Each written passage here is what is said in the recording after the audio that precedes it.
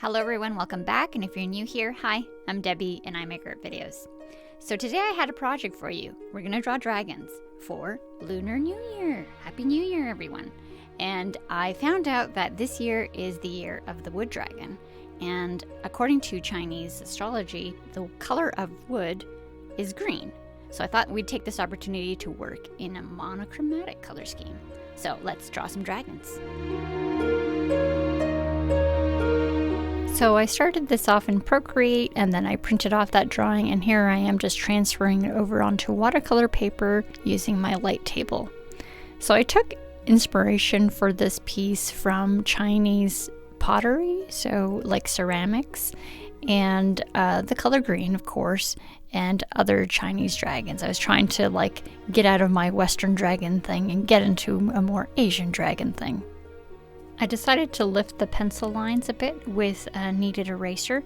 I kind of overdid it, to be honest, and later on I was wishing I had a bit darker lines because as I layered on the watercolor, I kind of lost a lot of the line work, and there was so much line work that it became confusing. So that was a bit of a regret. So these are the two pigments that I mixed to create my custom mix. And I used this little palette to prepare my different mixes. The first one was for my inking layer, and then I have a medium wash and a lighter wash. And I always like to start by warming up with my brush and doing some practice lines. I highly recommend you do that, and I usually keep a little piece of paper beside where I'm working to check how much the brush is loaded. And here's where I made my biggest mistake. I started with the line work.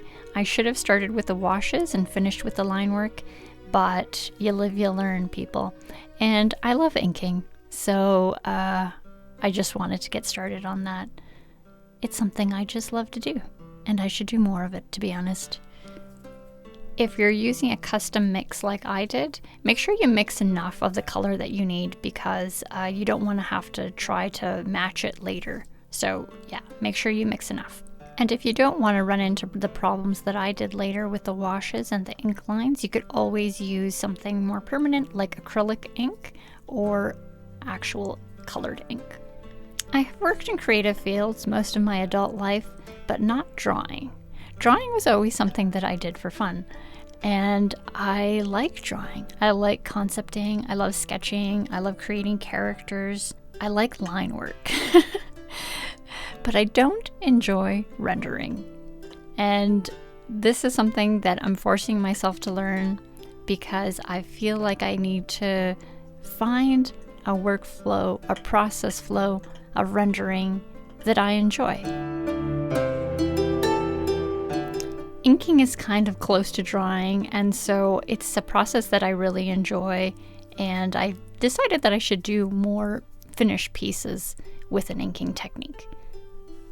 I was layering line work, and that's where I got into a bit of trouble because I had layered so many different layers of watercolor, and I think that's why I come into some problems as the piece goes on. I really liked the different layers of line work that I achieved. So some of them were done with the medium wash, but most of them were done with the concentrated color. I did have the foresight to scan my line work before I started the washes because I didn't trust what was going to happen. So I'm glad I did that because it looked kind of cool at that stage. I'm just like a fan of line work when it comes down to it. You know, I love black and white stuff. I think it's really cool looking. Comic book fan. I like to wear a cotton glove when I'm inking because sometimes my hand gets sweaty, and also I find that my hand slides across the paper easier. I use these cotton gloves that are something you can buy at the pharmacy. We usually buy them in bulk at home because my husband uses them as well, and just cut off a few fingers and you're ready to go. I use them on my tablet as well. So about this rendering thing. This rendering thing to me is about finding processes that work and processes that I enjoy. Just different ways of finishing but I think you need to enjoy the process in order to complete it. At least I find that I do. If I'm engaged in the process, then I can find my way to the end. Otherwise, it's really hard. I'm a very practical person, and I look at art as a trade. I look at it as a skill and a bunch of skills that you need to develop. And I'm just trying to find processes that increase my productivity, essentially. I'm very unsentimental about art because I come from a commercial art background, and to me, I've always aspired to be a commercial artist, and I've never had any interest in being a gallery artist or making art that was meant to express anything. I like art that communicates. This wash layer is something I've been practicing doing washes.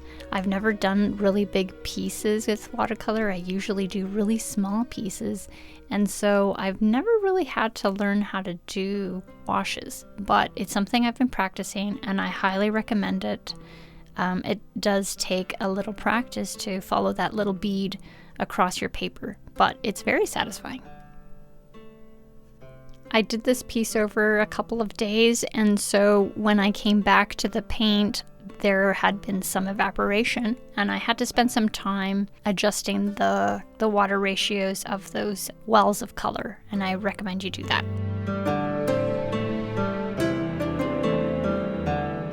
And here's where things go south. All my line work starts to melt, and for a minute there I panicked, but then I just decided just to go with it and see what happens. You know, happy mistakes, and well, I had no choice. That it just happened, and the line work started to bleed, and I was slightly upset. But then I started to realize that this is like the chaos of the process, and these unpredictable things are sometimes a blessing because they take you outside of yourself, and sometimes the loss of control can bring interesting things because we don't get exactly what we want, but maybe we get something better.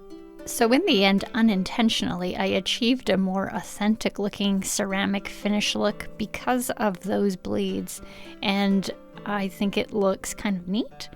Not something I wanted to do or expected, but happy accidents. Happy accidents, people.